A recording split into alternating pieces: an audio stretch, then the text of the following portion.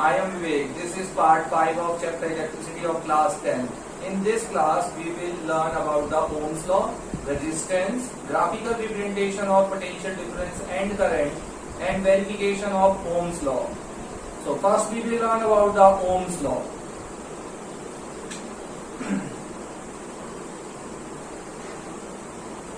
Ohm's law.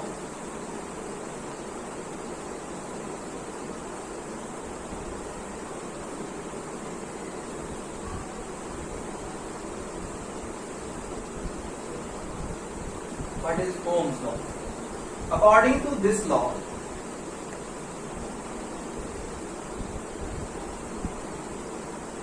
according to it, electric current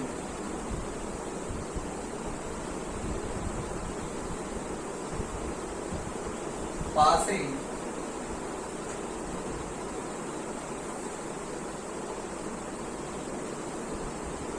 through a conductor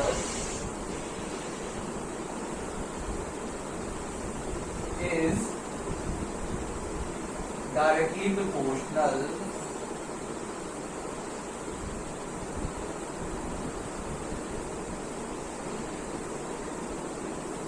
to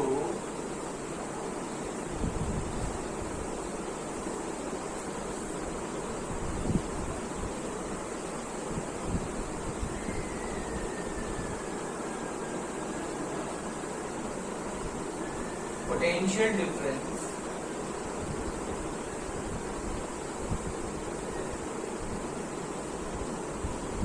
across its means conductor, its ends at constant temperature.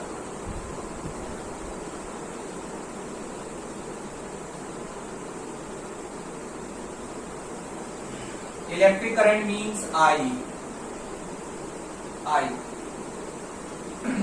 Directly proportional to potential difference. Potential difference means V. ठीक है? देखिए, Ohm's law क्या कहता है? Electric current passing through a conductor is directly proportional to potential difference across its ends at constant temperature. Temperature constant होना चाहिए, तब ये law अप्लाई होगा. ठीक है, क्लियर है? कांस्टेंट टेम्परेचर ये आपको समझ में आ जाएगा क्यों ये कांस्टेंट टेम्परेचर का क्या रोल है.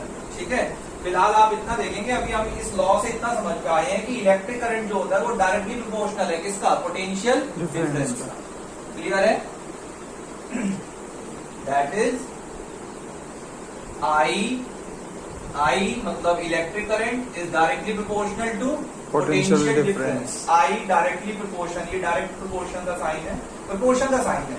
ठीक है, I directly proportional to V, या फिर आप कह सकते हैं V directly proportional to I. ये प्रोपोर्शन. ठीक है, this should be change into equation, this should be turn into equation. So we need a constant of proportionality. ठीक है, हमें यहाँ एक कांस्टेंट ऑफ प्रोपोर्शनैलिटी की जरूरत होगी. ठीक है, this can be turned into equation by putting constant of proportionality. तो आप इसको इक्वेशन में टर्न कर सकते हैं क्या डाल के? Constant of proportionality. ठीक है, this can be turn into equation by putting constant of proportionality, that is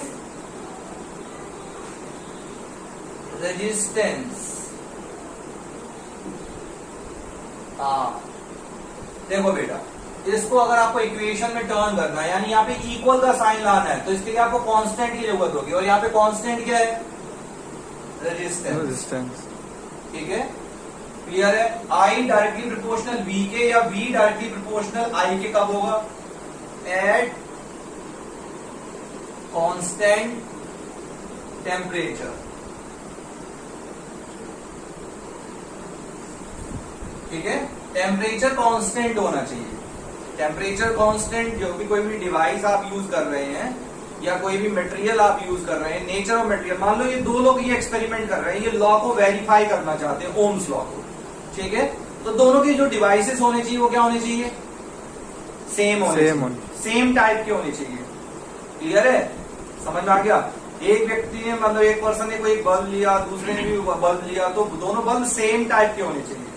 तो नेचर ऑफ मटेरियल क्या होना चाहिए? कोई भी डिवाइस आप ले रहे हैं, डिवाइस के अंदर कोई भी वायर लगा हुआ है, कोई भी रेजिस्टेंस लगा हुआ है, तो उसका नेचर ऑफ मटेरियल क्या होना चाहिए? सेम होना चाहिए। आपको पता है कि डिवाइसेस का रेजिस्टेंस होता है, ठीक है। तो वो दोनों जो लोग, दो लोग एक्सपेरिमेंट कर रहे हैं, अगर ओम्स लॉ को वेरीफाई करना चाहते हैं, तो दोनों के पास सेम टाइप की क्या होनी चाहिए? डिवाइस होनी चाहिए, ठीक है। जिन दोनों अगर दोनों के सेम टाइप की डिवाइस है, तो दोनों का रेजिस्टेंस क्या होगा? सेम होगा। तो V हमेशा डायरेक्टली प्रोपोर्शनल होगा किसके? I के। क्लियर है? तो नेचर ऑफ मटेरियल क्या होना चाहिए? सेम होना चाहिए। और टेम्परेचर कंडीशन भी क्या होनी चाहिए? सेम होनी चाहिए। क्लियर है? कांस्टेंट टेम्परेचर, दो लोग जो एक्सपेरिमेंट कर रहे हैं उनको जो टेम्परेचर, जो डिवाइस वो यूज कर रहे हैं, वो कैसे होने चाहिए? नेचर ऑफ मटेरियल उनका क्या होना चाहिए? सेम होना चाहिए। टेम्परेचर क्या होना चाहिए? सेम होना चाहिए, ठीक है। क्लियर है? समझ में आ गया? क्लियर? पक्का? तो V और I डायरेक्टली प्रोपोर्शन होंगे, यानी कि डायरेक्टली प्रोपोर्शन का मतलब ये कि I अगर बढ़ेगा तो V बढ़ेगा, ठीक है। I इंक्रीज होगा तो V क्या होगा? इंक्रीज होगा। I डिक्रीज होगा तो V भी क्या हो जाएगा? डिक्रीज हो जाएगा। यानी कि करंट पर इंक्रीज करेगा तो पोटेंशियल डिफरेंस भी क्या करेगा? इंक्रीज करेगा। V अगर इंक्रीज करेगा तो करंट भी क्या करेगा? इंक्रीज करेगा। V डिक्रीज करेगा, करंट भी डिक्रीज करेगा। क्लियर है? करंट डिक्रीज करेगा, V भी डिक्रीज करेगा। कहने का मतलब डायरेक्ट रिलेशन है। क्लियर है? और यहाँ कांस्टेंट ऑफ प्रोपोर्शनैलिटी क्या है? Resistance R। क्लियर? समझ में आ गया? तो मैं इसको इक्वेशन में कर्व टर्न कर सकता हूं। कैसे टर्न कर सकता हूं? V इक्वल लगाना है, इसके क्वेश्चन के साइन को हटाना है, तो V इक्वल I, ठीक है, R लिखना पड़ेगा। यानी कि V equals to product of I and R। Potential difference किसके इक्वल होता है? I इंटू R के इक्वल। आ गया समझ में? और R क्या है यहाँ पर? रेजिस्टेंस। R क्या है? रेजिस्टेंस। और यहां पर इसका रोल क्या है? Constant of proportionality. आगे आप रेजिस्टेंस को और पढ़ेंगे, इसकी और प्रॉपर्टीज पढ़ लेंगे, किन फैक्टर्स पर रेजिस्टेंस डिपेंड करता है, तो आपको समझ में आएगा कि टेम्परेचर का क्या रोल है। अगर आप टेम्परेचर चेंज कर दोगे, ठीक है, तो रेजिस्टेंस क्या हो जाएंगे? चेंज हो जाएंगे। तो फिर ये लॉ वेरीफाई कैसे होगा? एक आदमी किसी अलग टेम्परेचर पे कोई काम कर रहा है, एक आदमी किसी अलग टेम्परेचर पे काम कर रहा है, तो फिर ये लॉ वेरीफाई नहीं होगा। तो रीडिंग डिफरेंट आएंगी, करंट की और पोटेंशियल डिफरेंस। क्लियर है? तो दोनों जो आदमी अगर इन लॉ को वेरीफाई करना चाहते हैं, लैब में हम इस लॉ को वेरीफाई करना चाहते हैं, तो टेम्परेचर कंडीशन क्या होनी चाहिए? सेम होनी चाहिए। डिवाइसेस कैसे होने चाहिए? सेम टाइप के होने चाहिए। नेचर ऑफ मटेरियल क्या होना चाहिए?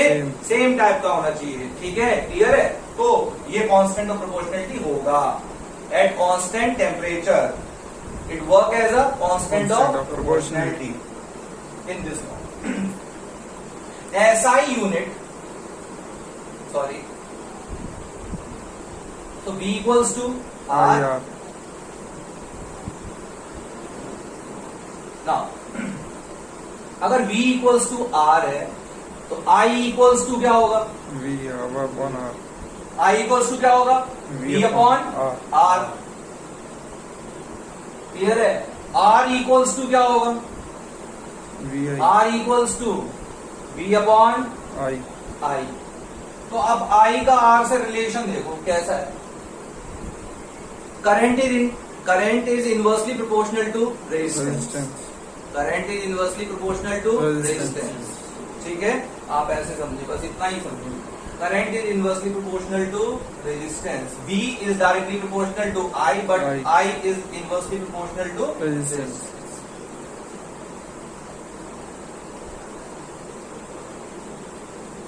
Current is inversely proportional to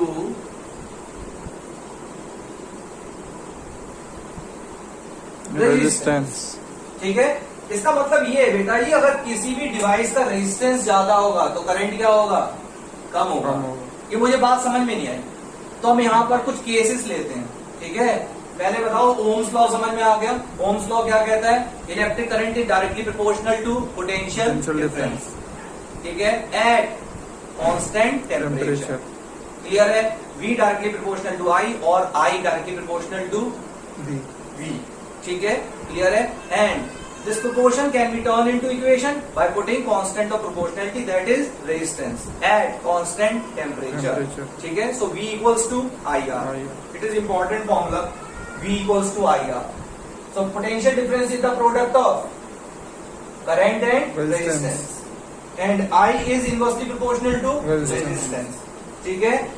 अगर रेजिस्टेंस ज्यादा होगा, रेजिस्टेंस इंक्रीज करेगा तो I क्या कर जाएगा, डिक्रीज कर जाएगा। क्लियर है, इनवर्स प्रोपोर्शन है, इनवर्सली प्रोपोर्शनल है। क्लियर, समझ में आ गया। अब मैं कुछ 5 केसेस करवाऊंगा, आपको ये बात समझ में आएगी कैसे क्या हो रहा है। देखिए फर्स्ट केस, एक सर्किट बनाते हैं, एक सेल है, ठीक है, 1.5 वोल्ट का, क्या है, 1.5 वोल्ट का एक सेल है। ये एक बल्ब है, बल्ब है तो यानी डिवाइस है, डिवाइस का अपना कुछ क्या होता है, रेजिस्टेंस होता है, ठीक है। रेजिस्टेंस होता क्या है वो हम समझेंगे। फिलहाल इस बल्ब का अपना रेजिस्टेंस है 3 ओम, इसलिए मैं ऐसा यूनिट बोल रहा था। रेजिस्टेंस की ऐसा यूनिट ओम होती है, वो हम बाद में देख लेंगे, अभी हम रेजिस्टेंस को समझेंगे, पढ़ेंगे, ठीक है। पहले आप इस बात को समझें, ये क्या कहना चाह रहा है, और मैं ये केसेस लिखे रहने दूंगा। चलिए देखिए, मुझे यहाँ करंट निकालना है। फर्स्ट केस में I इक्वल्स टू क्या होगा, V अपॉन R। V कितना है, 1.5 वोल्ट, रेजिस्टेंस कितना है, 3 ओम। क्लियर है, समझ में आ गया। पॉइंट हटा देंगे, नीचे 10 आ जाएगा, 3 5 15, 5/10, 0.5 करंट आ गया, 0.5 ampere. First case. Second case, bulb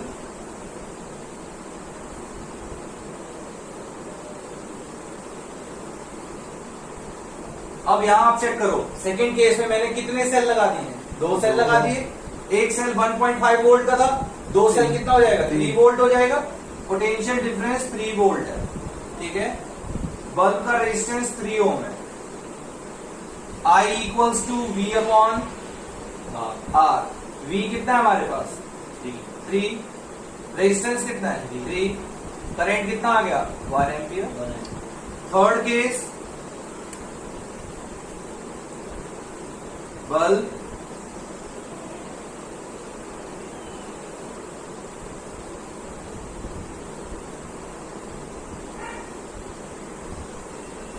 battery of 3 cells, ठीक है। One cell potential difference of one cell is 1.5 volt, then potential difference created और maintained by 3 cells is 4.5 volt. तो यहाँ पोटेंशियल डिफरेंस कितना हो गया, 4.5 वोल्ट, और ये 3 ओम। बल्ब तो सेम है ना, तो I इक्वल्स टू क्या होता है, V बाय R। V कितना है हमारे पास, 4.5 और ये 3, समझ आ गया, कितना हो जाएगा, 1.5 एम्पियर। तो इन 3 केस में आपने क्या देखा, 3 केस में हम ये देख रहे हैं कि जैसे जैसे मैं V इंक्रीज करता जा रहा हूं, रेजिस्टेंस किसका था, बल्ब का था ना, डिवाइस का था ना, रेजिस्टेंस कांस्टेंट रखा है हमने, कितना रखा है, 3 ओम, ठीक है। पोटेंशियल डिफरेंस इंक्रीज करते जा रहे हैं, कैसे इंक्रीज किया है, by putting so many cells, ठीक है। In first case we connect one cell, in second case 2 cells, in third case 3 cells, ठीक है। We will watch that current will increase, current क्या हो जाएगा, इंक्रीज हो जाएगा। कैसे इंक्रीज हो रहा है, पोटेंशियल डिफरेंस कितना था, 1.5 वोल्ट, कितना है, 0.5। अब बताओ पोटेंशियल डिफरेंस डबल हो गया या नहीं डबल हो गया, 1.5 से कितना हो गया, 3 वोल्ट हो गया। तो करंट भी देखो डबल हो गया, 0.5 के मुकाबले कितना हो गया, 1, ठीक है। फिर पोटेंशियल डिफरेंस पहले वाले के मुकाबले 3 टाइम्स हो गया नहीं हो गया, ठीक है। करंट भी देखो 3 टाइम्स हो गया, 0.5 से कंपेयर करो 1.5 हो गया ना, नहीं आवा, हो गया। क्लियर है, सर। समझ में आ गया। तो क्या सीखे हम, पोटेंशियल डिफरेंस बढ़ेगा तो करंट भी बढ़ेगा। डायरेक्ट रिलेशनशिप है। कब डायरेक्ट रिलेशनशिप है, जब रेजिस्टेंस क्या रहेगा, कांस्टेंट रहेगा। क्लियर है, समझ में आ गया, ठीक है। रेजिस्टेंस बल्ब क्या प्रोवाइड कर रहा है, रेजिस्टेंस प्रोवाइड करेगा, ठीक है। रेजिस्टेंस क्या होता है हम देख लेंगे, पहले बताओ ये 3 केस याद रहेंगे आपको सर। पक्का। तो ओम्स लॉ क्या कहता है, electric current passing through a conductor is directly proportional, electric current passing through a conductor is directly proportional to potential difference across its ends, ठीक है, समझ में आ गया। At constant temperature, temperature constant होना चाहिए, नेचर ऑफ मटेरियल यानी device क्या होनी चाहिए, सेम होनी चाहिए, तब ये लॉ वेरीफाई कर पाएंगे, ठीक है। और करंट का रेजिस्टेंस से कैसा रिलेशन है, इनवर्स रिलेशन है, ठीक है।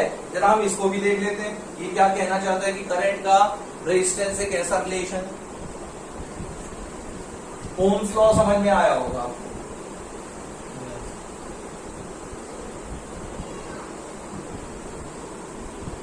क्या मुश्किल लग रहा है, नहीं।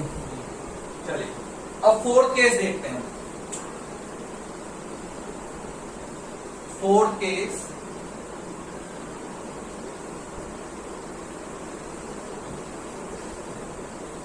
फोर्थ केस में ना हम एक बड़ा बल्ब ले लेते हैं, ये बल्ब का सिंबल है और एक सेल लगाते हैं। फर्स्ट सेल, ये सेल कितने का था 1.5 वोल्ट, ठीक है ना, क्लियर है। तो ये बड़ा बल्ब लगाया ना, इसका रेजिस्टेंस है 6 ओम, डबल कर दिया रेजिस्टेंस, ठीक है। करंट निकालते हैं, I इक्वल्स टू क्या होता है, V बाय R, V है 1.5 और 6, क्लियर है। तो ये आ जाएगा 15 4 जा 60, 0.25 एम्पियर। अब आप फर्स्ट वाले को फोर्थ वाले से कंपेयर करो, फर्स्ट वाले का पोटेंशियल कितना था 1.5, इधर भी आप चेक करो कितना है 1.5, क्लियर है। और करंट यहाँ 0.5 था और यहाँ करंट 0.25 हो गया, 0.25 एम्पियर। तो यानी कि इसके मुकाबले वो क्या हो गया, हाफ हो गया। क्यों हाफ हो गया, क्योंकि पहले वाले केस में रेजिस्टेंस 3 ओम था, उधर रेजिस्टेंस कितना है 6 ओम। तो जैसे जैसे रेजिस्टेंस बढ़ेगा करंट क्या हो जाएगा, कम हो जाएगा, क्लियर है, समझ में आ गया। तो रेजिस्टेंस और करंट का कैसा रिलेशन है, डायरेक्ट इनवर्स रिलेशन है। रेजिस्टेंस और करंट का कैसा रिलेशन है, इनवर्स रिलेशन है। और पहले 3 केस में हमने क्या देखा है, फर्स्ट 3 केसेस में क्या देखा है, फर्स्ट 3 केसेस में क्या देखा है कि पोटेंशियल डिफरेंस अगर इंक्रीज करेगा तो करंट भी क्या करेगा, इंक्रीज करेगा। कब इंक्रीज करेगा, जब रेजिस्टेंस क्या रहेगा, कांस्टेंट। ये देखिए रेजिस्टेंस इन तीनों केस में सेम था। चौथे केस को फर्स्ट केस से अगर हम कंपेयर करें, ठीक है, तो पोटेंशियल डिफरेंस सेम है पर करंट सेम नहीं आ रहा दोनों में। फर्स्ट केस के मुकाबले फोर्थ केस में करंट हाफ हो गया। भाई हाफ क्यों हो गया, क्योंकि रेजिस्टेंस क्या हो गया, डबल हो गया, ठीक है। तो रेजिस्टेंस अगर डबल होगा तो करंट क्या हो जाएगा, हाफ हो जाएगा, ठीक है, क्लियर है। कब, जब पोटेंशियल डिफरेंस क्या रहे, सेम रहे। चलो एक और केस दिखाता हूं, फिफ्थ केस। फिफ्थ केस को आप सेकेंड केस से कंपेयर करना, ठीक है। बड़ा बल्ब, तो इसका रेजिस्टेंस कितना है 6 ओम है। सेकेंड केस में हमने 2 सेल लगाए थे, यानी कि बैटरी जो थी वो 2 सेल्स की, ठीक है। तो कितना हो गया 3 वोल्ट। सेकेंड केस में था ना 3 वोल्ट, इधर भी कितना ले लिया 3 वोल्ट। पोटेंशियल डिफरेंस हमने क्या रखा है, सेम रखा है, क्लियर है। अब I इक्वल्स टू क्या होगा, V by R। V by R। ये I equals to V by R क्यों होता है, क्योंकि V equals to I R होता है, ठीक है। तो V कितना है 3, रेजिस्टेंस है 6, 1/2 मतलब 0.5 एम्पियर, 0.5। और आप इसको चेक करो, ये कितना है 1, ठीक है। तो सेकंड केस को और फिफ्थ केस को अगर हम कंपेयर करते हैं तो आपको साफ दिख रहा है कि यहाँ करंट हाफ हो गया है, क्यों करंट हाफ हो गया? क्योंकि वोल्ट पोटेंशियल तो दोनों का क्या है? सेम Same है, है। लेकिन रेजिस्टेंस Double सेकंड है। केस के मुकाबले फिफ्थ केस में क्या है? डबल है। तो रेजिस्टेंस अगर इंक्रीज करेगा तो करंट क्या हो जाएगा? डिक्रीज। डिक्रीज हो जाएगा। क्या मेरी बात समझ में आई है? सर। ठीक है। और अगर रेजिस्टेंस कांस्टेंट रहेंगे और पोटेंशियल डिफरेंस अगर इंक्रीज करता जाएगा, अगर आपको ये समझना है, ओम्स लॉ को समझना है, तो आप पहले 3 केस देखें। क्लियर है? केवल पोटेंशियल डिफरेंस इंक्रीज कीजिए, रेजिस्टेंस को कांस्टेंट रखिए, तो आप देखेंगे करंट क्या करता जाएगा? इंक्रीज करता जाएगा। दोनों के बीच में डायरेक्ट रिलेशन है। ठीक है। पोटेंशियल डिफरेंस अगर 2 टाइम्स होगा तो करंट भी 2 टाइम्स हो जाएगा पहले वाले के मुकाबले। पोटेंशियल डिफरेंस अगर पहले वाले के मुकाबले 3 टाइम्स होगा तो करंट भी क्या हो जाएगा? 3 टाइम्स हो जाएगा। ठीक है। क्लियर है? और अगर आप रेजिस्टेंस चेंज करेंगे, पोटेंशियल डिफरेंस सेम रखेंगे, रेजिस्टेंस चेंज करेंगे, तो रेजिस्टेंस अगर आप फर्स्ट वाले केस को फिर फोर्थ वाले केस से कंपेयर करेंगे तो रेजिस्टेंस इसमें डबल है, तो करंट हाफ हो जाएगा। सेकेंड वाले केस में पोटेंशियल डिफरेंस सेम है, सेकेंड और फिफ्थ को अगर आप कंपेयर करते हैं तो पोटेंशियल डिफरेंस सेम है, लेकिन रेजिस्टेंस फिफ्थ केस में क्या है? डबल है। तो आप देखें करंट क्या हो गया है? हाफ हो गया। क्लियर है? अभी 5 केसेस को आप समझ सकते हैं अच्छे से। अब मैं आगे चलूंगा। अब हम समझेंगे कि रेजिस्टेंस क्या होता है।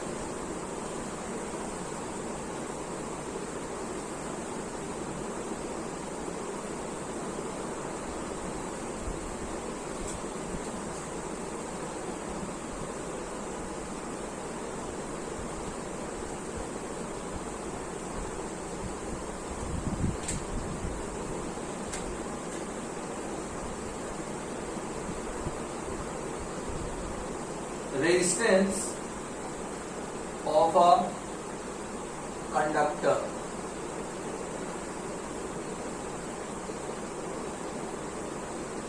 कोई भी कंडक्टर होता है उसका अपना कुछ क्या होता है? रेजिस्टेंस।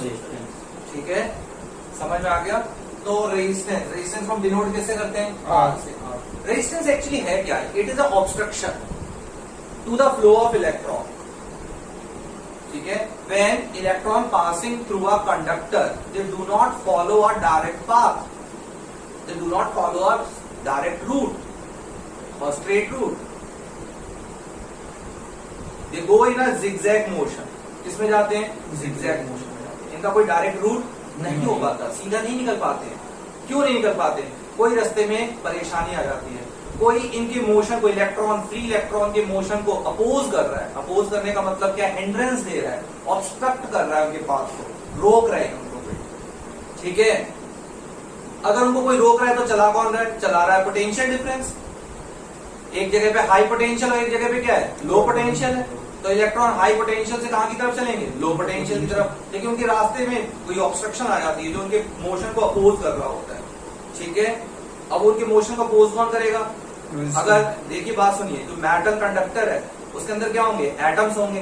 लेकिन उनको अगर जरा सी भी एटम्स को एनर्जी मिल जाती है तो उनके जो आउटर मोस्ट ऑर्बिट पे जो इलेक्ट्रॉन्स होते हैं वो उनसे बाहर निकल आते हैं ऑर्बिट से, और ऐसे इलेक्ट्रॉन को फ्री इलेक्ट्रॉन कहते हैं। तो कंडक्टर वो चीजें होती हैं जिनमें क्या होते हैं? फ्री इलेक्ट्रॉन होते हैं।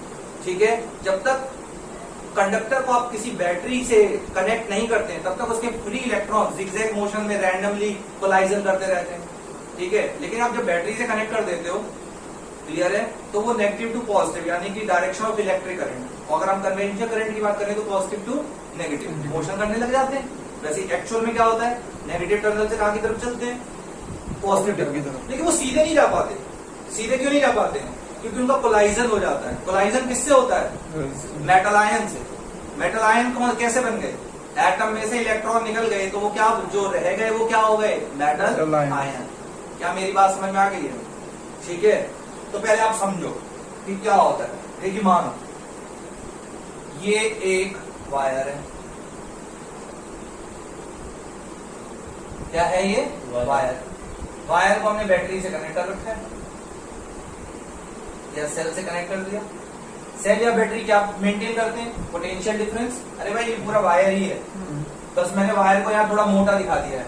ठीक है, मैग्नीफाइड पिक्चर दिखा दिया, ऐसा समझो। क्लियर है? समझ में आ गया? अब देखो, रेड कलर से जो मैं बना रहा हूं वो मेटल आयंस है। मेटल आयन कैसे बनेगा सभी को पता है। जैसे ही एटम में से इलेक्ट्रॉन बाहर निकल आएंगे, मतलब फ्री हो जाएंगे, आउटर मोस्ट ऑर्बिट को छोड़ जाएंगे, तो अंदर क्या बचेगा? मेटल आयंस और इलेक्ट्रॉन्स। ठीक है, समझ में आ रहा है क्या? देखिए, मेटल कंडक्टर में क्या होते हैं? एटम्स, ठीक है। एटम में जो आउटर मोस्ट ऑर्बिट पे इलेक्ट्रॉन होते हैं, उनको अगर जरा सी एनर्जी मिल जाए तो वो क्या कर जाते हैं? अपनी ऑर्बिट्स को जंप कर जाते हैं। समझ में आ गया? तब वो एटम नहीं रहेगा, वो क्या बन जाएगा? आयन, क्योंकि उसमें से इलेक्ट्रॉन क्या आ रहे हैं? बाहर आ रहे हैं। ठीक, तो ये मैं कुछ आयन बना रहा हूं, मेटल आयन, रेड कलर। ये कैसे चार्ज हैं? पॉजिटिव।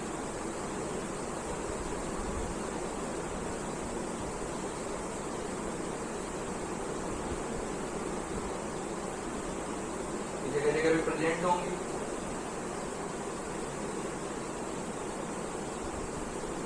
ये मेटल आयन। तो रेड कलर से मैंने क्या दिखा दिया है? Metal ion. आयन।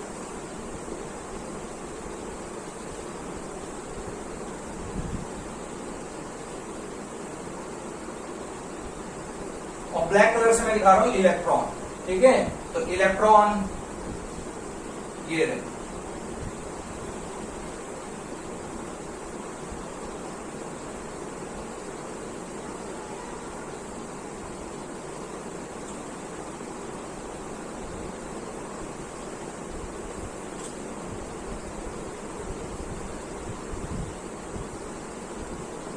अब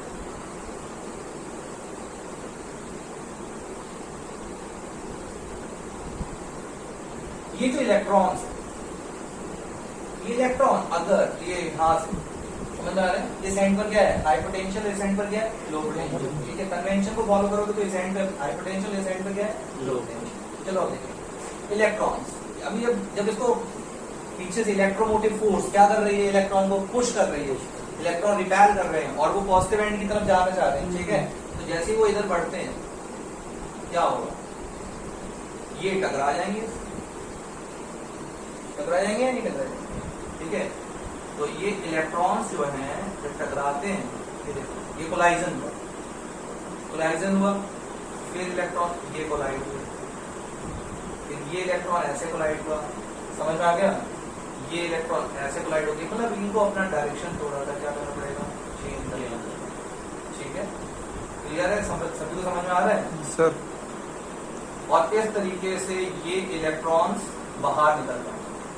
तो इलेक्ट्रॉन बाहर ही निकलेंगे, ये सभी इलेक्ट्रॉन इधर ही आएंगे। इनको पर अपना डायरेक्शन क्या करना पड़ेगा? बार बार चेंज करना पड़ेगा, क्योंकि बार बार क्या कर जाते हैं? कोलाइड कर जाते हैं। ठीक है, तो इनको हिंड्रेंस कौन प्रोवाइड कर रहा है? इनको हिंड्रेंस प्रोवाइड कर रहे हैं मेटल आयंस, जो कि मेटल कंडक्टर के अंदर प्रेजेंट है। और इलेक्ट्रॉन जब वहां से मोशन में, मतलब कि उनको जो पोटेंशियल डिफरेंस, इलेक्ट्रोमोटिव फोर्स उनको पुश करती है, पोटेंशियल डिफरेंस मेंटेन हो जाता है, तो इलेक्ट्रॉन को मूव करना होता है। बाहर से क्या करेंगे? मूव करेंगे। तो जैसे मोशन करते हैं तो वो फ्री मेटल आयन से क्या हो जाते हैं? कोलाइड। कोलाइजन की वजह से इनका जो रूट होता है वो जिगजैग मोशन होता है। ये देखो कोलाइड कर रहे हैं और फिर बाहर निकल रहे हैं। ये देखो इधर से, ये देखो एरो बाहर की तरफ आ रहे हैं, लेकिन ये कैसे आ रहे हैं बाहर की तरफ? कोलाइड करते हुए आ रहे हैं। आ गया ना समझ में? अगर मैं यहाँ पर एक ही इलेक्ट्रॉन बनाऊं और आप उसका पाथ ध्यान से देखो, बहुत सारे इलेक्ट्रॉन अभी आपको बना के दिखाएंगे। अब आप एक सिंगल इलेक्ट्रॉन से समझो, और ऐसे बहुत सारे इलेक्ट्रॉन होते हैं, तो कोलाइजन देखिए बार बार होता होगा। ये देखिए, ये कोलाइड कर गया, फिर इसको अपनी डायरेक्शन चेंज करनी पड़ी, फिर ये ऐसे, फिर ये बाहर। ये देख रहे हैं? क्लियर है? तो पाथ कैसा है? ऐसे, फिर नीचे, फिर ऊपर, फिर सीधा, यानी जिगजैग पाथ। ठीक है, तो इसको हिंड्रेंस कौन प्रोवाइड कर रहा है? Metal ions. इस हिंड्रेंस को हम कहते हैं रेजिस्टेंस। क्लियर है? समझ में आ गया? क्लियर? पक्का? अब एक आप बात बताओ, अगर ये वायर की लेंथ बहुत ज्यादा होती तो फ्री मेटल आयंस भी बहुत ज्यादा होते या नहीं होते? और फ्री मेटल आयंस जितने ज्यादा होते उतना ही ज्यादा क्या हो जाता? रेजिस्टेंस होता, उतना ही ज्यादा ऑब्स्ट्रक्शन होती। क्या मेरी बात समझ में आई? ठीक है, क्लियर? पक्का? सर, और भी कुछ चीजें हम इसमें बाद में समझेंगे कि रेजिस्टेंस किन फैक्टर्स पे डिपेंड करता है। फिलहाल अभी आप इतना देखें कि रेजिस्टेंस का मतलब होता है obstruction to the path of, to the flow of electrons और करंट। तो रेजिस्टेंस ऑफ अ कंडक्टर क्या होता है? It is a property of conductor. अभी प्रॉपर्टी ऑफ कंडक्टर का मतलब क्या है? इसका मतलब ये है different conductor provide different amount of resistance. ठीक है, सिल्वर वायर रेजिस्टेंस बहुत कम देगा, एल्यूमिनियम थोड़ा ज्यादा देगा। क्लियर है? मतलब डिफरेंट टाइप के जो कंडक्टर होते हैं उनका रेजिस्टेंस भी क्या होता है? डिफरेंट होता है। क्या मेरी बात समझ में आ रही है? कुछ में रेजिस्टेंस कम होता है, कुछ का रेजिस्टेंस क्या होता है? ज्यादा है। ठीक है, तो it is a property of conductor. Different type के कंडक्टर डिफरेंट रेजिस्टेंस ऑफर करेंगे, तो ये कंडक्टर की प्रॉपर्टी है। ठीक है, क्लियर है? It is a property of conductor due to which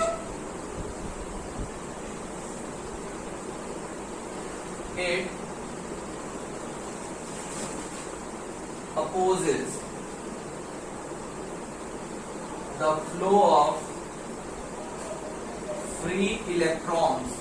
free electrons अगर मोशन में हैं, उनके motion opposes the flow. Flow मतलब मोशन ऑफ फ्री इलेक्ट्रॉन। अगर फ्री इलेक्ट्रॉन मोशन में तो मैं उसको क्या बोलूंगा? करंट।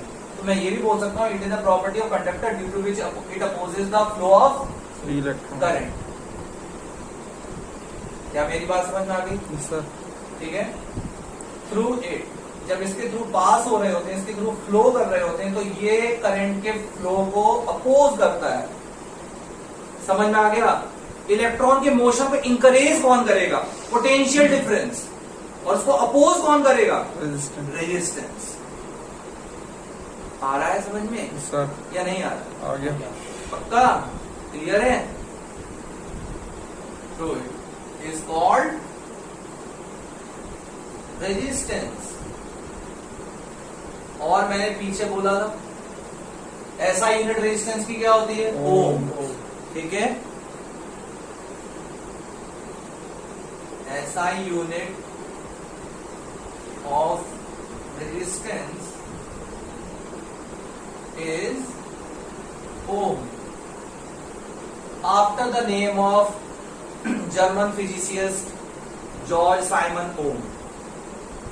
ठीक है, किनके नाम पर है? महान वैज्ञानिक जॉर्ज साइमन ओम। उनके नाम पर इसके ऐसा यूनिट का नाम क्या रख दिया है? ओम।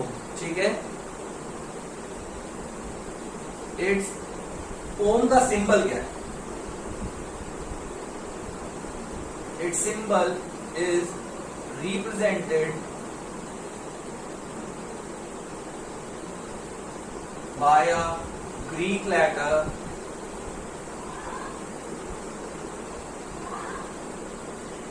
ओमेगा। ये ओमेगा है। रेजिस्टेंस की ऐसा यूनिट क्या है? ओम। और ओम को हमने ओम का सिंबल क्या दे रखा है? ओमेगा। ये ग्रीक लेटर है।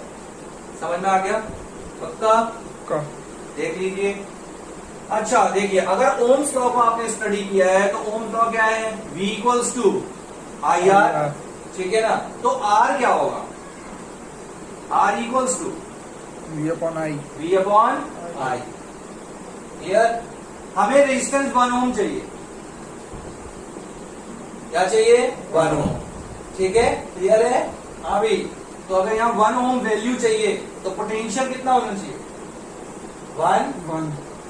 1 वोल्ट। और करंट कितना होना चाहिए? 1 एम्पियर। ठीक है, नहीं आया? आ गया। पक्का? 1 ओम कब आएगा? जब करंट कितना होना चाहिए? 1 एम्पियर। और पोटेंशियल कितना होना चाहिए? 1 वोल्ट। अभी किसी को कुछ पूछना है? बोलो बोलो बोलो। 2/2 भी दे सकते हैं। 2/2 मतलब क्या होगा उसका? चलो 2/2। एक बच्चा बोल रहा है कि यहाँ 2/2 लो। ठीक है, 2 वोल्ट 2 वोल्ट तो क्या होगा? 2 वोल्ट और 2 एम्पियर। 2 बन जाए 2 बन जाए। तो अल्टीमेटली क्या है? 1 वोल्ट 1 एम्पियर। नहीं आया सब? और किसी कुछ पूछना है? नहीं कुछ पूछना है? 1 ओम कब आएगा? जब सेम पोटेंशियल डिफरेंस हो। हाँ, रेजिस्टेंस करंट। तो अब हम 1 ओम की डेफिनेशन देंगे। ठीक है, 1 ओम क्या होता है? 1 ohm is the resistance of a conductor, अरे भाई बोलो ना, 1 ओम कब आएगा? जब पोटेंशियल डिफरेंस कितना होगा? 1 वोल्ट और करंट कितना होगा? 1 एम्पियर। ठीक है, तो 1 ohm is the resistance of conductor when potential difference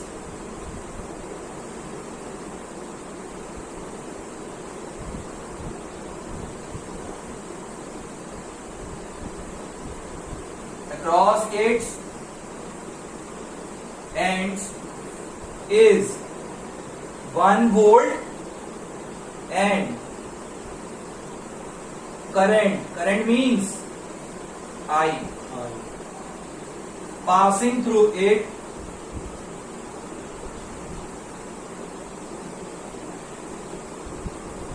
is, बोलो करंट कितना होना चाहिए?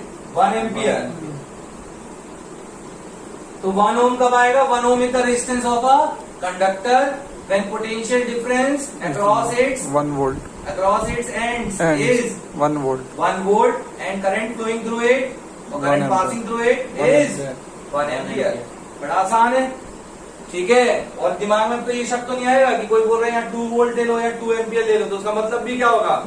1 वोल्ट 1 एम्पियर। ठीक है, क्या किसी को पूछना है? यहां तक सबको समझ में आ गया? पक्का? फॉर्मूला याद हो गया? हाँ। ओम्स लॉ क्या बोलता है?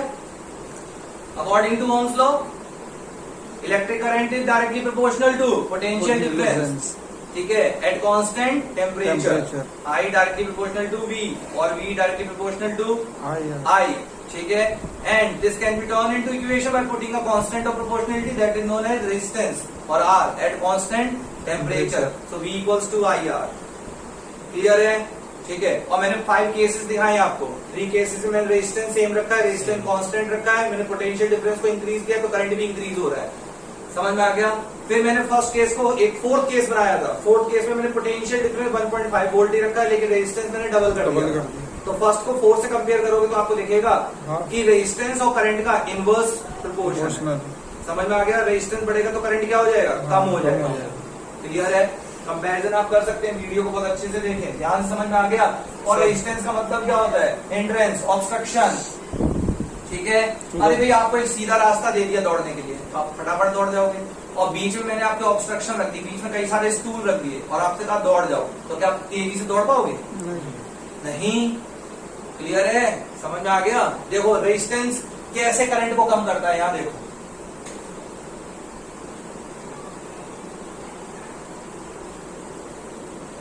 I इक्वल्स टू क्या था पता है? Q upon T, charge upon time. ठीक है, टाइम जितना ज्यादा लगेगा करंट उतना ही क्या हो जाएगा? कम होगा।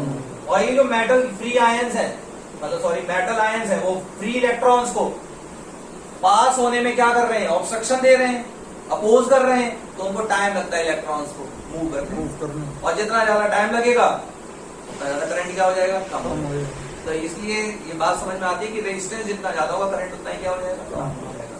क्या मेरी बात समझ में आई? क्लियर है? तो रेजिस्टेंस तो करंट का इनवर्स रिलेशन है, इनवर्स प्रोपोर्शन है।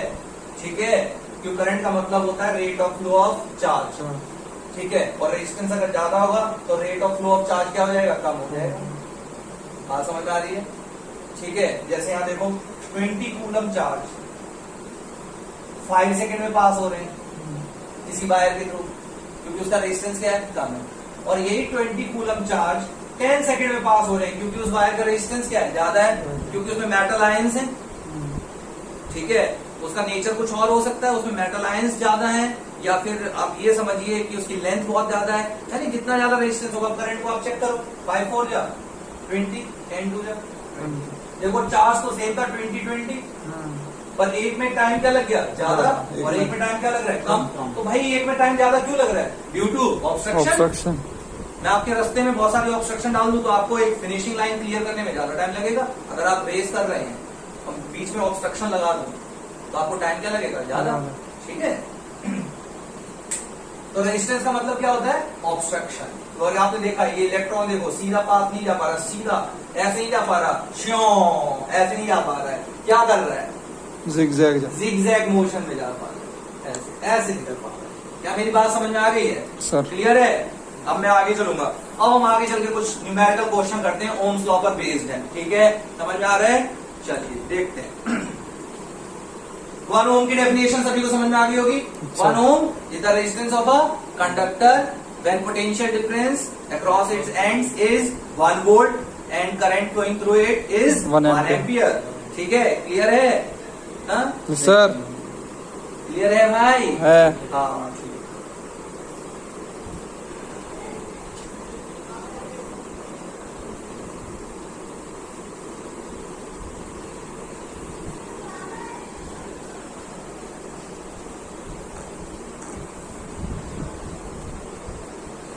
देखिए कुछ बच्चों की शिकायत है कि वीडियो लंबे हैं।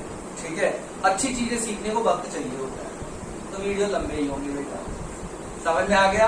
ठीक है, इसलिए खुश रहिए। चलिए अब मैं कुछ न्यूमेरिकल करवा रहा हूं आपको, इन न्यूमेरिकल्स को देख। Question number 1, potential difference between 2 point in a wire carrying 2 ampere current is 0.1 volt. तो पोटेंशियल डिफरेंस, क्वेश्चन जब मैं करवा रहा होता हूं ना तो आप कॉपी और रजिस्टर लेके बैठा कीजिए, ठीक है ना। और मैं क्वेश्चन इसी वजह से लिखता हूं कि आप लोग सॉल्यूशन को देखो ही मत, वीडियो को पॉज कर दो वहीं पर और खुद करके देखो। Potential difference between 2 points of a wire. देखो क्वेश्चन भी बहुत कुछ सिखा रहा है। Potential difference between 2 points, potential difference हमेशा 2 पॉइंट के बीच में ही हो सकता है। ठीक है, points of a wire carrying 2 ampere current is 0.1 volt. ये वोल्ट क्या है? पोटेंशियल डिफरेंस की ऐसा यूनिट है वोल्ट। वोल्ट। ठीक है ना। किसके नाम के ऊपर वोल्ट है? एल्सेंड्रो वोल्टा के नाम पर। ठीक है, इटालियन साइंटिस्ट थे।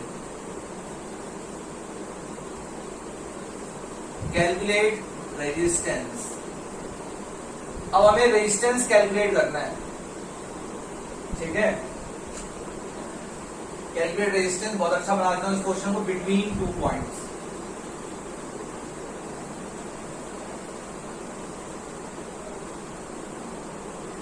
these 2 points, उन 2 पॉइंट के बीच में रेजिस्टेंस कितना होगा? ठीक है, क्लियर है? आओ देखें। ओम्स लॉ क्या कहता है? According to Ohm's law V equals to IR IR। आपसे क्या पूछा गया है? R resistance. R, तो R इक्वल्स टू क्या होगा? V upon I। देखो कितना आसान है, बच्चे कर देंगे। अब बच्चे देखो V कितना है हमारे पास? 0.1। 0.1। एक बच्चा 0.5 बोल रहा है, इसका मतलब वो सो रहा है। और करंट कितना है? 2। ठीक है, इसका पॉइंट हटा दो, नीचे क्या आ जाएगा? 0। क्लियर है? समझ में आ गया? तो ये 1/20। अरे भाई समझ में आया है? Yes sir. पक्का? ठीक है, 2 10 या 20 और ये 0.5, सॉरी 0.5 अपॉन 10 10, तो कितना हो गया? 0.05। 5। अब मैं ऐसा यूनिट भूल गया, रेजिस्टेंस की ऐसा यूनिट क्या होती है? चुप है, ओम ओम, होती है। ओम, क्या ओम। होती है? ओम। सिंबल क्या होता है? ओमेगा। ओमेगा। ओमेगा ये, तो कितना आ गया रेजिस्टेंस? 0.05 ओमेगा या ओम। क्लियर है? सभी को समझ में आया? मैं अब आगे चल रहा हूं, अगला क्वेश्चन करेंगे। अरे भाई ये कैलकुलेशन आ गई ना? Yes sir. 0.1 अपॉन क्या है? 2, तो इसका क्या आएगा? 0.05 ओमेगा। ठीक है, समझ में आ रहा है? इतना मैथ्स आपको आता है। अब मैं अगला क्वेश्चन करने जा रहा हूं। अगला क्वेश्चन मिटा दूं नहीं पहला वाला क्वेश्चन? हाँ क्लियर है सभी को? सर।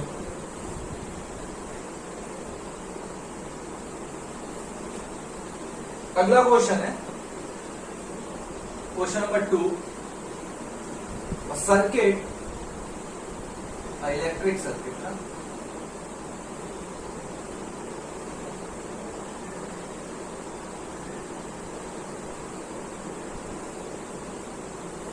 has 24 volt battery.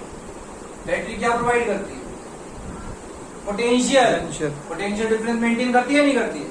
तो ये पोटेंशियल दे दिया आपको 24 volt battery. And register, register मतलब कोई डिवाइस होगा, ठीक है, of 60 Om,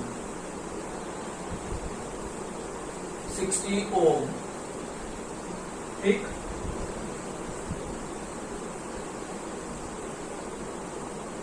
find the current,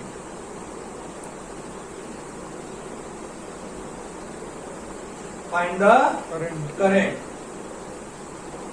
current क्या भाई? आई। करंट हमें क्या करना है? फाइंड करना है, ठीक है, क्लियर है सर। चलिए, तो V इक्वल्स टू क्या होता है? IR। I R. तो जल्दी बोलो, I इक्वल्स टू क्या होता होगा? V by R। V by R. तो V कितना है हमारे पास? 24। रेजिस्टेंस कितना है? 60। 60। 12 2 जा 24, 12 5 जा 60। ये तो हमने सीखा ही नहीं कभी, टेबल हमें याद ही नहीं है ना भैया, सही ना। चलिए, फिलहाल कितना आ गया? 0.4 एम्पियर। सभी को समझ में आया? ठीक है भाई, 2/5 0.4। और एम्पियर ए क्यों लिखा है? Ampere current Current SI unit है, SI एम्पियर, यूनिट। ठीक है, 100 मिली एम्पियर के नाम पर। Question number 3,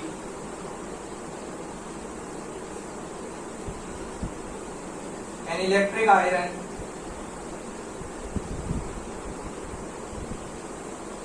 draw current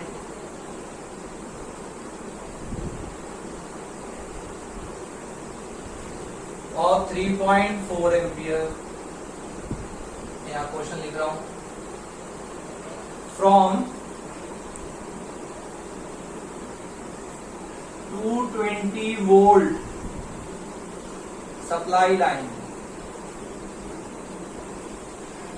supply line जो इलेक्ट्रिसिटी पोटेंशियल डिफरेंस क्रिएट कर रही है, मतलब जो बिजली कंपनी आपको जो देती है ना, इलेक्ट्रिसिटी कंपनी आपको जो देती है वो पोटेंशियल देती है, करंट नहीं देती है।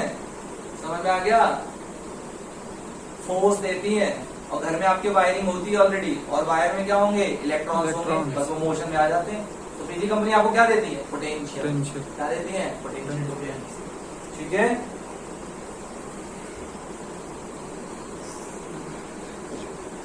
what current will this electric iron? oh ये तो क्वेश्चन में ट्विस्ट है।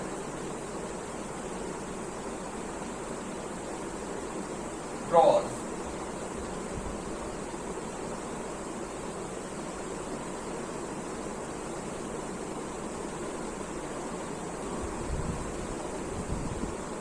when connected to 110 volt supply line. बहुत अच्छा क्वेश्चन है, बहुत प्यारा क्वेश्चन है। अब आपको कुछ कुछ अच्छा लगेगा, समझ में आएगा बेहतरीन तरीके से, ठीक है ना। आओ देखिए, इलेक्ट्रिक आयरन करंट जो ड्रॉ कर रही है वो 3.4 एम्पियर है, किससे? 220 वोल्ट सप्लाई लाइन से, ठीक है। फिर बोलते हैं what current will this electric iron draw? ये इलेक्ट्रिक आयरन कितना करंट ड्रॉ करेगी, कितना करंट लेगी when connected to 110 volt supply line. कैसे करोगे क्वेश्चन? मतलब आई निकालना है। हाँ, अब हमें आई निकालना है। एक क्वेश्चन में आई दे रखा है और वी भी दे रखा है। बेटा जी एक बात बताओ, इलेक्ट्रिक आयरन वही वाली है ना, जो देखो एक electric iron 220 volt supply line से कनेक्ट हुई है, करंट कितना दे रही? 3.4 एम्पियर। फिर वही same electric iron 110 volt supply line से कनेक्ट की, तो बताओ कितना करंट विड्रॉ करेगी? ठीक है, मुझे इतना तो पता है, ओम्स लॉ से अगर हम चलेंगे, पोटेंशियल कितना हो गया? आधा। तो करंट भी क्या होगा? आधा।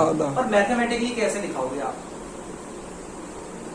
मैथमेटिकली आप ये कैसे शो करोगे? आंसर मुझे पता है। अगर ये 3.4 है, कब, किस पर? 220 वोल्ट सप्लाई लाइन पे, तो 110 वोल्ट सप्लाई लाइन पे ये 1.7 हो जाएगा, क्योंकि पोटेंशियल आधा हो गया तो करंट भी क्या हो जाएगा? आधा हो जाएगा। पर मैथमेटिकली कैसे शो करोगे?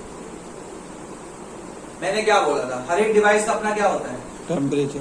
हर एक डिवाइस का अपना क्या होता है? रेजिस्टेंस होता है या नहीं होता? डिवाइस वही है, सेम है, कि डिवाइस चेंज हो गया है? नहीं वही है। तो इसका रेजिस्टेंस तो सेम रहेगा। हाँ अरे भाई बताओ ना। समझ गया। इस डिवाइस के थ्रू अगर इलेक्ट्रॉन पास हो रहे होंगे तो पहले वाले केस में इसने जितना हिंड्रेंस, जितना अपोजिशन, मतलब जितना फ्री इलेक्ट्रॉन को पास होने में अपोज किया था, ये अभी भी तो उतना ही करेगी। करेगी या नहीं करेगी? तो क्या चीज चेंज नहीं हो रही है? रेजिस्टेंस चेंज नहीं हो रहा, वो अपोज कर रहा है। हाँ, समझ में आ गई बात की नहीं? ऑब्स्ट्रक्शन आज भी उतनी ही है जितनी पहले वाले केस में है। सेकंड केस में भी ऑब्स्ट्रक्शन क्या है? उतनी ही है, क्योंकि इलेक्ट्रिक आयरन तो सेम है। वो अभी भी उतना ही ऑब्स्ट्रक्शन देगी फ्री इलेक्ट्रॉन्स को जितना पहले वाले केस में दे रही है। तो पहले वाले केस की हेल्प से क्या पता कर लो? रेजिस्टेंस। ठीक है। और रेजिस्टेंस चेंज क्यों नहीं हो रहा है? क्योंकि डिवाइस क्या है? सेम। नेचर ऑफ मटेरियल क्या हमने डिवाइस का चेंज किया है? नहीं, डिवाइस तो वही इलेक्ट्रिक आयरन है। तो पहले वाले केस की हेल्प से क्या पता करेंगे? रेजिस्टेंस। अरे भाई मेरी बात आपकी आत्मा तक पहुंची या नहीं पहुंच गई है ना? फर्स्ट केस में आपको करंट भी दे रखा है, पोटेंशियल भी दे रखा है, उससे आप क्या निकालोगे? रेजिस्टेंस। रेजिस्टेंस इक्वल्स टू क्या होता है? रेजिस्टेंस इक्वल्स टू क्या होगा? V इक्वल्स टू क्या होता है? IR। तो R इक्वल्स टू क्या होगा? V upon I। पहले केस की हेल्प से आप रेजिस्टेंस निकालो। V कितना है? 220। I कितना है? 3.4। 3.4। क्या मेरी बात समझ आ रही? नहीं आ रही? ये रेजिस्टेंस आ गया, ठीक है। इसका पॉइंट हटा के ऊपर 0 लगा सकते हो। तो रेजिस्टेंस कितना हो गया? 2200 अपॉन में 34 ओम। ठीक है। अब हमें सेकंड केस में क्या निकालना है? करंट निकालना है। इलेक्ट्रिक आयरन सेम है, इसलिए इसका रेजिस्टेंस क्या होगा? जो रेजिस्टेंस ये पहले ऑफर कर रही थी अभी भी उतना ही रेजिस्टेंस क्या करेगी? ऑफर करेगी। हम इस रेजिस्टेंस की हेल्प से करंट निकाल लेते हैं। करंट इक्वल्स टू क्या होगा? V upon I। R। Current मतलब I होता है, ठीक है। तो I इक्वल्स टू क्या होगा? V upon R। हमारे यहाँ ऐसे महान बच्चे बैठे हुए हैं कि वो भूल ही गए हैं कि हमें निकालना क्या है, ठीक है। I इक्वल्स टू क्या होगा? V upon R। एक बच्चा बोल रहा है I equals to V upon I ही होगा। ऐसा कैसे हो सकता है भाई? हो सकता है क्या? नहीं। ठीक है। तो इसका मतलब है V divided by R। V कितना है इस बार सेकंड केस में? 110। 110 डिवाइडेड बाय 2200 अपॉन 34। ये दिख रहा है सर? पक्का? तो 110 मल्टीप्लाइड 334 ऊपर चला जाएगा और 2200 ये कैंसिल। 11 2 जा 22, 0 2 10 जा 20, 17 कितना आ गया? 17/10। 17/10 1.7 एम्पियर। देखा, आधा हो गया करंट। लेकिन मैथमेटिकली आप कैसे निकाला आपने? पहले रेजिस्टेंस को निकाला। ठीक है बेटा जी, जब तक आप डिवाइस चेंज नहीं कर रहे हो, इलेक्ट्रिक आयरन सेम है तो रेजिस्टेंस भी क्या होगा? सेम है। फर्स्ट वाले केस से रेजिस्टेंस पता कर लीजिए, ठीक है। क्लियर है? इसलिए जब तक आप nature of material device change नहीं करते तो रेजिस्टेंस क्या रहता है? सेम रहता है, ठीक है। क्लियर? इसलिए हम रेजिस्टेंस को क्या लेते हैं? Constant of proportionality. देखा, रेजिस्टेंस यहाँ चेंज नहीं हुआ, रेजिस्टेंस क्या है? सेम है। तो ऐसी चीज जो चेंज ना हो वो क्या है? कांस्टेंट। कांस्टेंट ऑफ प्रोपोर्शनैलिटी है।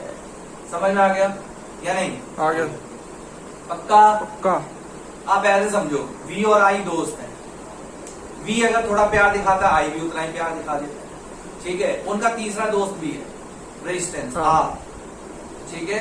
V अगर I से झगड़ा करता है तो I भी V से क्या कर लेता है? झगड़ा करता है। पर R जो है वो उनके लिए कांस्टेंट है, वो हमेशा सेम प्यार दिखाता है। दोनों का झगड़ा होता है, उतना ही प्यार तब भी दिखा रहा होता है, यानी उन दोनों को सुलह करवा देता है, उन दोनों की दोस्ती फिर से करवा देते। कहने का मतलब ये कि आर कभी भी चेंज नहीं होता, वी और आई चेंज होते रहेंगे, वी बढ़ेगा, आई बढ़ेगा, वी घटेगा, आई घटेगा, आर को कोई फर्क नहीं पड़ता, रेजिस्टेंस को कोई फर्क नहीं पड़ता। रेजिस्टेंस को जब फर्क पड़ता है जब आप उसका नेचर क्या कर दें, चेंज कर दें। नहीं समझ में आया? आ गया। क्लियर है? तो यहाँ पे हमने क्या इलेक्ट्रिक आयरन कोई नेचर चेंज किया, नहीं। सेम इलेक्ट्रिक आयरन लेके। तो ये तीन क्वेश्चन मैंने आपको करवाए और उसमें ये बहुत अच्छा क्वेश्चन करवाया, पहले वाले बच्चे जैसे क्वेश्चन थे वो आपने समझ में आ गए होंगे। ठीक है बेटा जी, इस क्लास में यहाँ तक ही। नेक्स्ट क्लास में पार्ट 5 को ही फिर से कंटिन्यू करेंगे और उसमें हम देखेंगे graphical representation of V and I, and we also learn how to calculate resistance through graph, and we will learn about the verification of Ohm's law in next class. Okay, tata, bye bye. Stay connected, be productive and stay safe.